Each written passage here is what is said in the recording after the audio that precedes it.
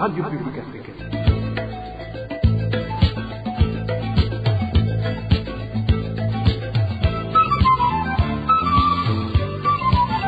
Radio Publique Africaine.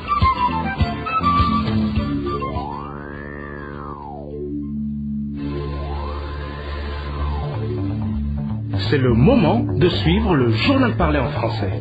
À la présentation, Émile Nivasumbo. Bienvenue dans le journal du 26 décembre 2022. Au sommaire, 3 personnes périssent dans l'effondrement de leur maison à Maranvia. Les pluies torrentielles ont provoqué des éboulements dans cette zone de la commune Mutimbuzi. Nous allons vous en dire plus au début du journal. Apparition d'insectes qui ravagent les cultures à Gitaza. La population craint la famine. Nous allons également en parler. À la fin du journal, vous avez droit à l'essentiel de ce qui a caractérisé le secteur de l'économie durant l'année 2022. Voilà pour le sommaire. Le développement, c'est tout de suite.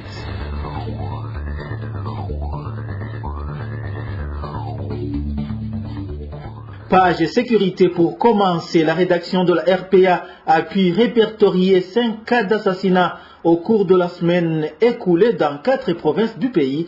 2 parmi les victimes sont des femmes. Plus de détails avec Onésime Dushimagize. En province de Rumongue, 2 jeunes gens exerçant le métier de taxi vélo ont été tués par des voleurs sur la colline Mutambara en commune Rumongue. Ça s'est passé le matin de samedi dernier. Les auteurs de ce double assassinat sont restés inconnus. Et le matin de ce samedi, une femme, Medino Daline, âgée de 42 ans, a été tuée par un coup de machette par son mari. Cette femme était en plein travaux champêtres sur la colline Bonero en commune Gachor de la province de Muyinga. Des sources sur place indiquent que ce couple n'était pas en bon terme. Mardi dernier, c'est en province de Gozi qu'une autre femme s'est fait tuer par son mari. La femme répondait au prénom de Pascaline. Également, elle a été tuée à coups de machette par son mari.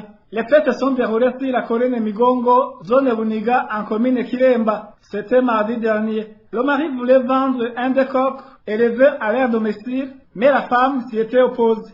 La dernière victime répertoriée par la rédaction de la RPA était de la province de Kirundo. C'est une personne du nom d'Ezekiel Manelakiza. Il a été fusillé par un policier sur la colline Gisitwe, commune Nega, lundi dernier. La victime était en train de se disputer avec sa femme et le policier venait d'intervenir. La victime lui a lancé des pierres et ce dernier a réagi en tirant à balles réelles. Je vous le disais dans les titres, 3 personnes sont mortes suite à l'effondrement de leur maison hier soir dans la zone Maranvia, commune Mutimbuzi. Nous sommes dans la province Bujumbura, à l'origine de fortes pluies qui se sont abattues sur cette localité. Elvis Nyomungere nous en dit plus. Les personnes victimes de cette catastrophe naturelle de dimanche 25 décembre en zone Maranvia étaient tous des jeunes hommes. Ils dormaient dans une même maison lorsque la pluie s'abattait sur la localité. Ces fortes pluies ont conduit à l'effondrement d'une maison du voisinage qui a entraîné avec elle la maison dans laquelle dormaient ces jeunes gens. Sur la sous-colline Mhanda, communément appelée bloc 13, est tombée une forte pluie vers 22 heures. Cette pluie a détruit beaucoup de maisons. Une maison est tombée sur une autre dans laquelle dormaient 3 garçons. Un s'appelait Neposen Bonihamouye de 32 ans, un autre Gervais Niragira âgé de 31 ans et Olivier Midhumugisha de 28 ans. C'est toujours ces mêmes informations. Ces 3 jeunes garçons ont été retrouvés morts le matin de ce lundi. Leurs corps ont été transportés à la morgue dans des hôpitaux de Bujumbura. Comme c'était pendant la nuit, il leur a été difficile de crier au secours. Plusieurs personnes l'ont su le matin de ce lundi. Leurs corps ont été transportés dans une morgue. C'est toujours des informations en provenance de la localité. Ces pluies ont causé plusieurs dégâts sur des maisons et aussi dans des plantations. Des pluies torrentielles ont également causé des dégâts dans la zone Buringa de la commune Gihanga. Nous sommes cette fois dans la province Bubanza. La population estime que plus de 20 hectares de cultures vivrières ont été endommagés par les eaux de la rivière Kajeke qui a débordé. Les victimes craignent la famine. Suivez le témoignage de l'un des habitants de Buringa qui a été touché par ces inondations.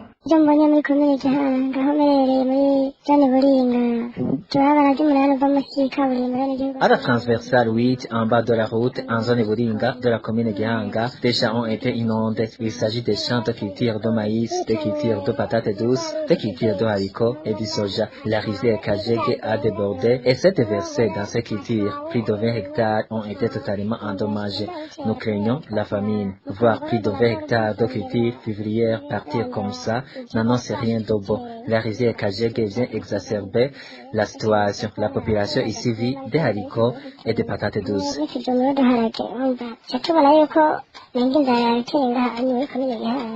Je vous le disais également dans les titres, des insectes détruisent des cultures dans plusieurs collines de la zone Gitaza en commune Muhuta de la province Rumonge. La population s'inquiète puisque les insecticides ne produisent toujours pas d'effet. Eric Nyonzima. Parmi ces insectes ravageurs des cultures, la population cite entre autres les escargots et d'autres insectes qui s'attaquent principalement à la culture de maïs. Ces des collines qui composent la zone Gitaza ont été déjà attaquées. Les plus affectés sont cependant les Gassang, Kabaniro et Gatwenzi. Ces insectes ravagent tous sur leur passage, révèle la population locale. Les escargots ont envahi toutes ces collines. Ils détruisent méchamment les champs de haricots.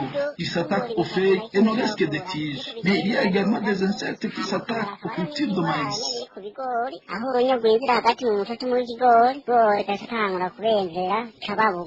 Jeudi dernier, des envoyés du ministère ayant l'agriculture dans ses attributions avaient effectué une descente sur Gitaza pour se rendre compte de la situation.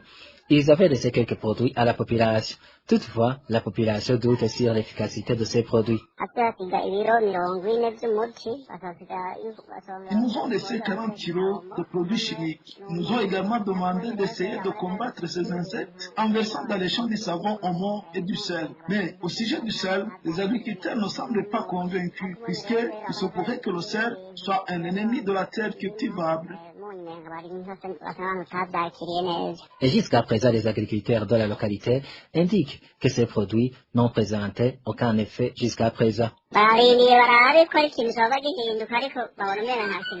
attendent pour voir s'il y aura des changements. Et visiblement, il n'y en aura pas. La pluie continue à pleuvoir et apparemment ces produits se font neutraliser par la pluie. L'an passé, ces escargots ont attaqué la colline Gabaniro. On croyait qu'ils ne réapparaîtraient plus. La population trouve que si rien n'est fait, dans l'immédiat, la famine pourrait s'intensifier. Il est à signaler que ces insectes sont également en commune Bugarama de la même province. Dans un instant, nous nous rendons à Kirundo. Certains habitants des collines Kavomo et Yaranda de la zone Kirundo, communément appelée Kirundo rural, sont en colère. Ils ont aménagé un terrain qui leur a été octroyé par la commune Kirundo pour y exercer des activités agricoles. Mais à leur grande surprise, ils se sont vus refuser le droit de l'exploiter pour céder la place aux responsables administratifs. Le point avec Onésime de Chimaguizé. Cette propriété qui a été aménagée par la population sous la supervision des agronomes pour y exercer des activités agricoles se situe sur les collines de Yaranda et Kavomo en bas de l'étang Kigozi en commune province Kirundo.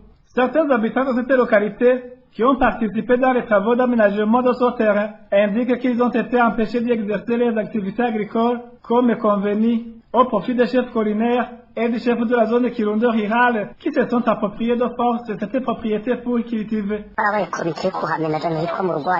Ils ont mis en place des comités chargés des travaux d'aménagement de cette propriété située dans la localité de Gwanyange, en bas de l'Itabu Kagozi. Grâce à ces comités, ils ont fait l'adduction d'eau pour faciliter l'irrigation.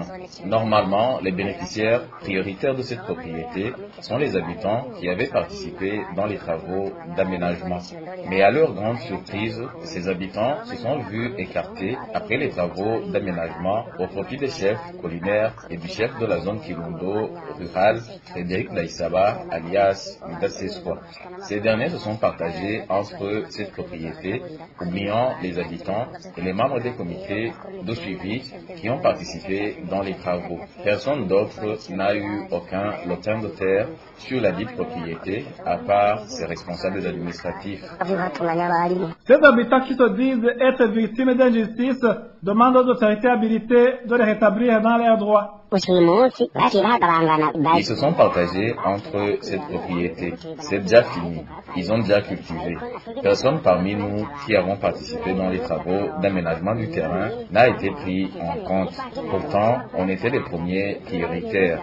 Nous demandons d'être rétablis dans nos droits. À ce propos, la rédaction de la RPA a essayé de joindre par téléphone Frédéric Ndacha Isawa, le chef de la zone Kirundo Riral, ainsi que l'administrateur de la commune de Kirundo, Viater Habimana, mais sans parvenir. Certains voyageurs qui passent par la frontière de Kanyaru qui sépare le Burundi et le Rwanda indiquent qu'ils sont rançonnés par les policiers burundais. Selon eux, ces policiers exigent de l'argent à tous ceux qui sortent du pays. Nous avons recueilli le témoignage d'un des usagers de cette frontière. Le comportement des policiers affectés sur la frontière d'Okanyaru est vraiment honteux. Si tu arrives au poste de frontière où ils font des contrôles, ces policiers font semblant de fouiller dans les bagages et puis te demandent à recevoir un billet de 10 000 francs comme pot de vin. Si tu ne donnes pas les 10 000, ils gardent les bagages. Nous trouvons que c'est du vol organisé. Nous demandons à leurs supérieurs hiérarchiques de les discipliner parce que ce comportement déshonore notre pays. Nous n'avons pas pu joindre les responsables du commissariat général des migrations du Burundi pour plus d'éclaircissements. Page économie à présent, le prix du carburant de type essence ne cesse de monter au chef-lieu de la province Gitega.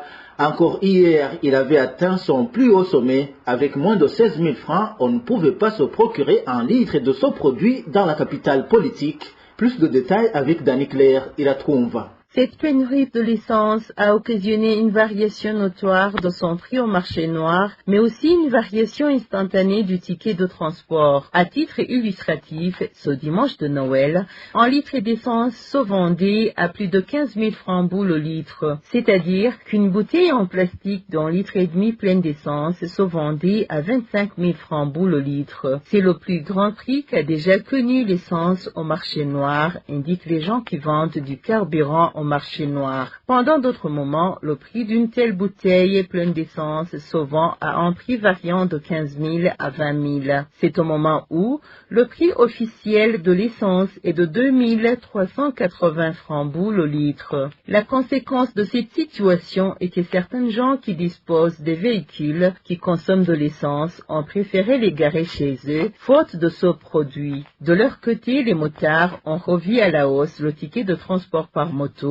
le ticket qui lui aussi varie beaucoup et qui se négocie entre le motard et son client. Même chose pour les chauffeurs de voitures et minibus de transport en commun dont le prix du ticket n'est plus fixe, mais varie instantanément. Cela étant, les propriétaires des véhicules et motos consommant de l'essence, de même que la population qui fait recours à ces engins, tous réclament la disponibilisation de l'essence. Ils vont même jusqu'à demander que si possible, que son prix soit rehaussé, mais qu'il soit disponible. La situation se présente ainsi au moment où, au mois de septembre 2022, la Régie des eaux a importé des quantités suffisantes de l'essence et du mazout. Mais après un peu plus de 2 mois, l'essence a commencé à manquer et la situation persiste jusqu'aujourd'hui, contrairement au mazout qui est abondant dans les stations-service de Gitega. Nous allons également parler de la pénurie du carburant pour clore ce journal, mais pas seulement, parce que nous allons aussi évoquer le manque de devises et la montée des prix des denrées alimentaires qui ont fait partie des défis du secteur de l'économie au cours de l'année qui touche à sa fin. La rétrospective de ce qui a caractérisé l'année 2022 dans le secteur de l'économie avec Josiane Mouzaneza. Le manque criant de l'or noir semble avoir été la mère de tous les maux dont a souffert l'économie burundaise au cours de cette année 2022. Déjà, vers la fin du mois de janvier, le carburant de type mazout, de même que l'essence, commençait à se faire de plus en plus rare sur les nombreuses stations-service du pays. De longues files de véhicules en attente d'être observés en mairie de Bujumbura, sans oublier dans d'autres villes et différentes activités génératrices de revenus de la population. semblait déjà au point mort. Au début du mois de février, le ministre du Commerce et de l'Industrie a annoncé une revue à la hausse des prix de transport public de plus de 12%. Selon la déclaration du 9 février de la ministre Marie-Chantal Nidjimbele, cette décision était consécutive à l'augmentation des prix du carburant de plus de 300 francs par litre, décidée le 27 janvier par le ministère ayant l'énergie dans ses attributions. 2 mois plus tard, plus précisément en date du 28 avril, le ministre de l'Hydraulique, de l'Énergie et des Mines a encore une fois annoncé une hausse des prix du carburant comprise entre 500 et 800 francs sur le litre. Selon le dit ministère, cette augmentation était liée aux conséquences de la guerre menée par la Russie en Ukraine et une économie mondiale fragilisée par la pandémie de la Covid-19. Quelques jours après, ce fut le tour du ministère du Commerce de déclarer consécutivement la hausse des prix du transport en commun. En conséquence, les prix des denrées de première nécessité ont suivi la courbe en passant du simple au double, voire au triple. Ici, il s'agit principalement des produits alimentaires tels le riz, le haricot, le maïs et surtout le sucre.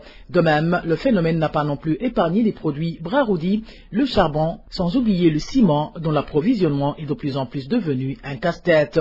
Malgré les décisions des autorités habilitées à résoudre le problème lié au manque de carburant, la situation a persisté jusqu'au mois de décembre, se caractérisant tantôt par la carence de ce produit, tantôt par la hausse de son prix ou encore par la spéculation des commerçants. De surcroît, la décision du gouvernement du Burundi d'attribuer au mois d'août à la Régie des eaux l'autorisation d'importer et de commercialiser le carburant est restée sans résultat effectif. Face à cette incapacité gouvernementale à redresser la pente, la population de son côté sombre dans le désespoir, étant donné qu'elle vit déjà une situation économique précaire. Selon les experts en économie, la question en rapport avec la pénurie du carburant est étroitement liée au manque de devises auquel fait face le pays, une problématique à laquelle le gouvernement n'est pas vraisemblablement parvenu à apporter des solutions au cours de cette année. Voilà, c'est par ici que nous mettons un point final au journal du 26 décembre 2022. Merci à vous tous qui nous avez suivis à la présentation. C'était Émile Nibasumba. Au revoir.